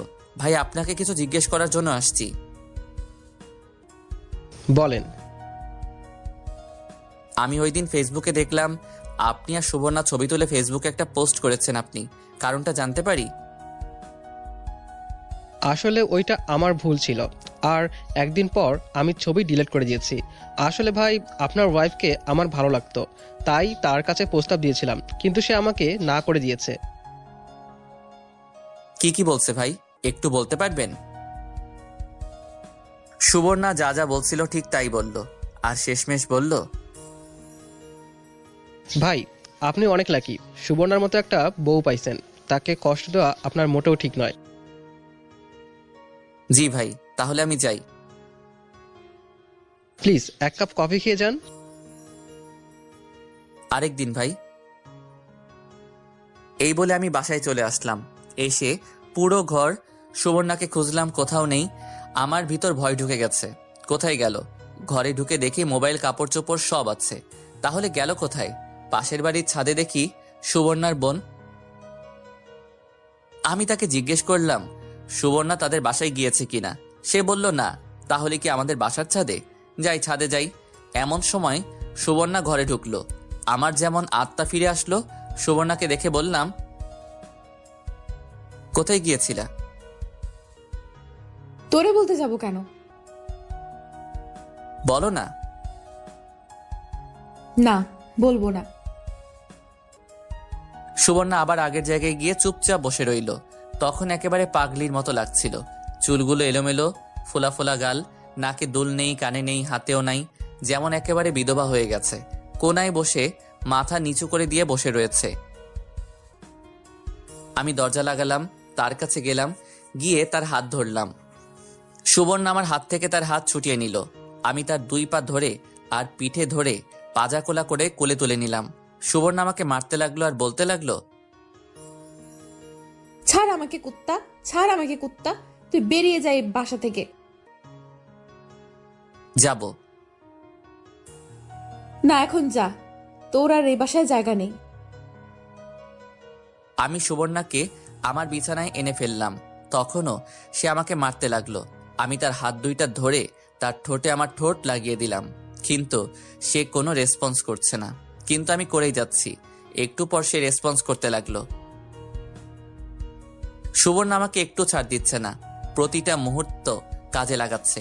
সুবর্ণা এক সময় আমার গেঞ্জি খুলে ফেললো। আমি আগে তার কামিজ খুলে ফেলেছিলাম। আমি কিস করতে করতে একসময় তার ঘাড়ে, কানে কিস করতে লাগলাম। আমি আস্তে আস্তে নিচে নামলাম। যখন তার নাভিতে চুমু দিলাম, তখন সুবর্ণা চিৎকার দিয়ে উঠল। এইভাবে দীর্ঘ 1 ঘন্টা পর আমরা দুজন শান্ত হলাম। তখন সুবর্ণা আমার বুকের উপর শুয়ে রয়েছে, কারোর শরীরে একটু কাপড় নেই। সুখে সুবর্ণার চোখ দিয়ে পানি বের হয়ে পড়ল। সেই সুখে সুবর্ণা এখন আমাকে কিস করে চলছে। আমি উঠে বাথরুমে যাব, সুবর্ণা বলল, কোথায় যাস? আমাকে নিয়ে যা। আমি সুবর্ণাকে কোলে করে বাথরুমে নিয়ে গেলাম। দুজন একসাথে গোসল করে বের হলাম। আমি বেলকনিতে বসে গল্পের বই পড়তেছি। একটু পর সুবর্ণা বলল, খেয়ে যা। আমি সুবর্ণার দিকে অবাক হয়ে তাকিয়ে রইলাম। দেখি সুবর্ণা শাড়ি পরেছে। শাড়ি পরলে তাকে যে এত সুন্দরী দেখাবে আগে জানতাম না। যদি আগে জানতাম তাহলে সারাক্ষণ শাড়ি পরিয়ে বসিয়ে রাখতাম। দুজনে একসাথে খাওয়া দাওয়া করলাম। সন্ধ্যার সময় বসে পড়তেছি। সুবর্ণা এসে বলল, আগামীকাল ব্যাংক খোলা। ব্যাংক খোলা যাবে, কিন্তু কিন্তু কি? বোরকা পরে মুখে নেকাব দিয়ে সাধারণ মহিলার মতো যাইবা। আর যদি তোমার বস অকারণে তোমাকে ব্যাংকে বসিয়ে আজে বাজে কথা বলে তাহলে আমাকে বলবা। সুবর্ণা আমাকে পিছন থেকে জড়িয়ে ধরে বলল,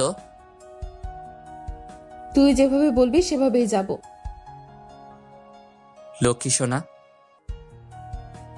রাতের খাবার খেয়ে যা, আজকে একটু আগে শুভ।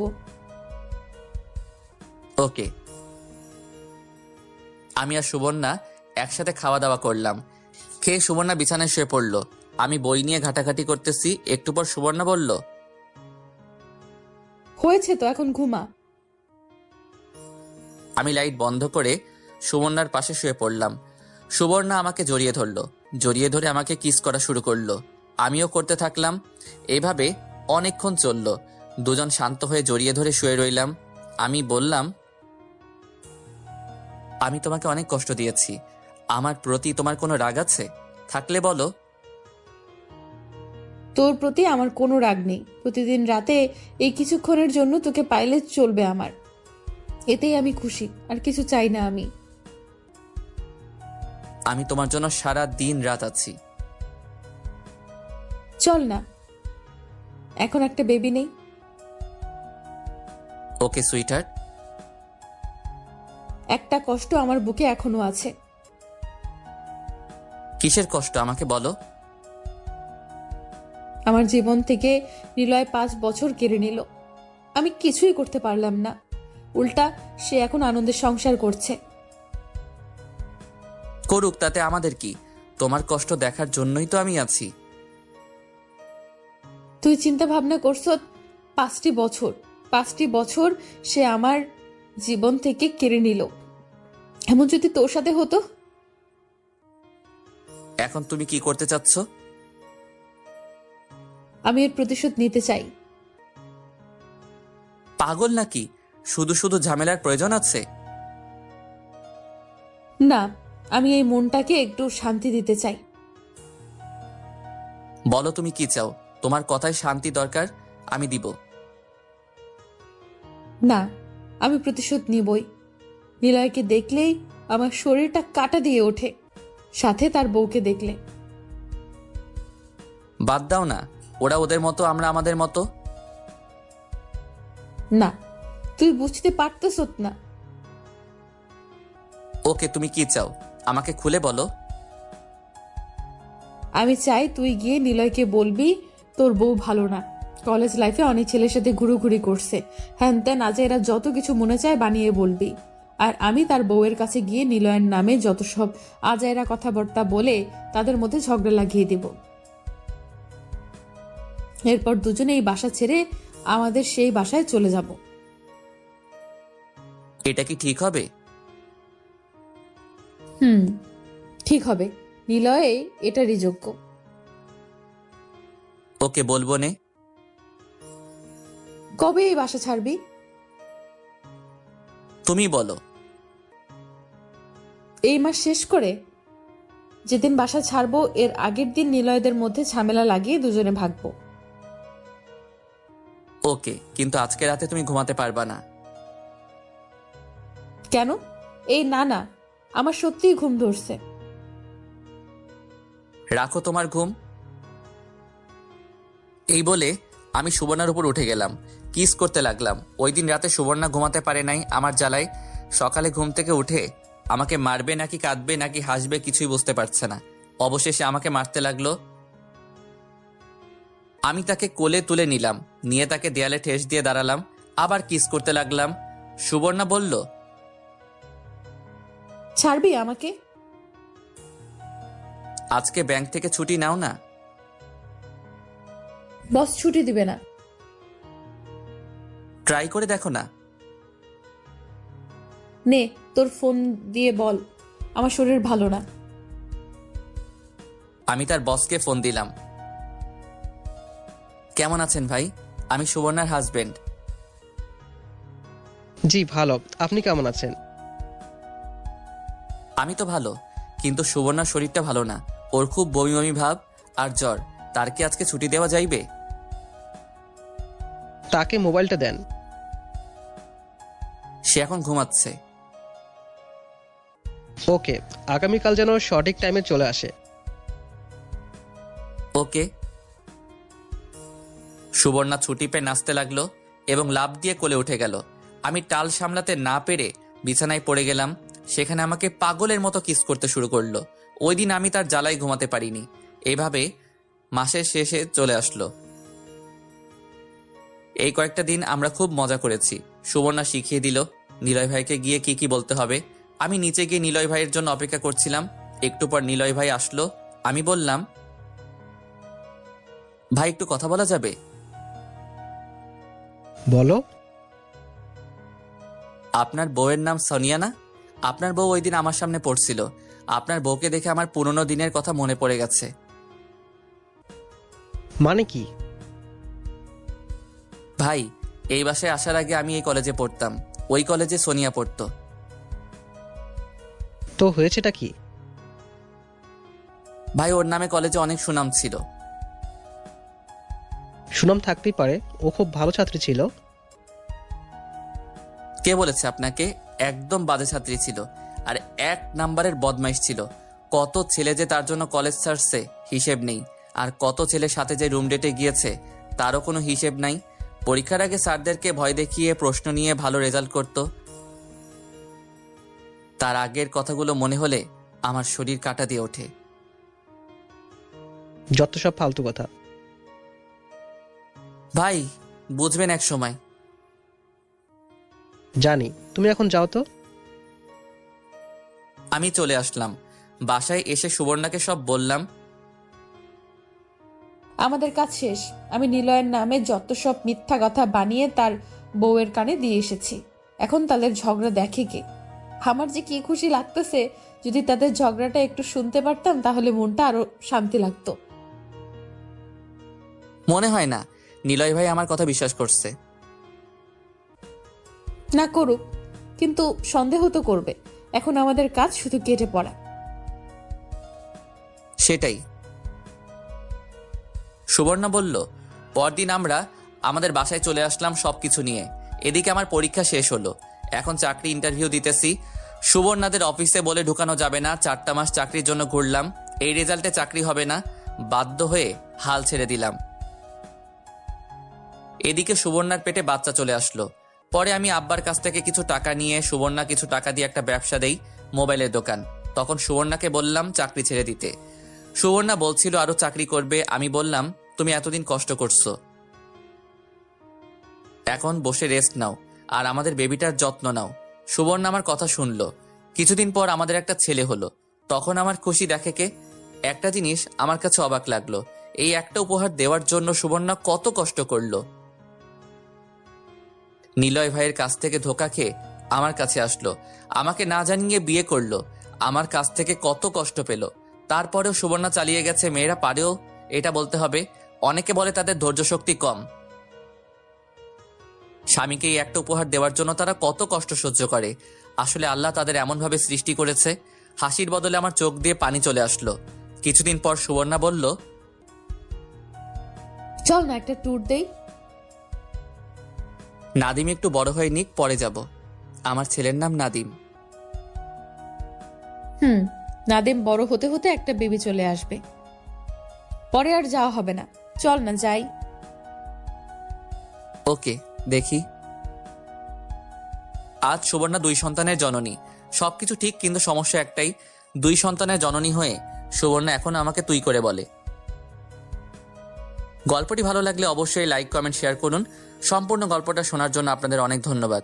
এরকম আরো রোমান্টিক গল্প শুনতে চ্যানেলটিকে সাবস্ক্রাইব করুন।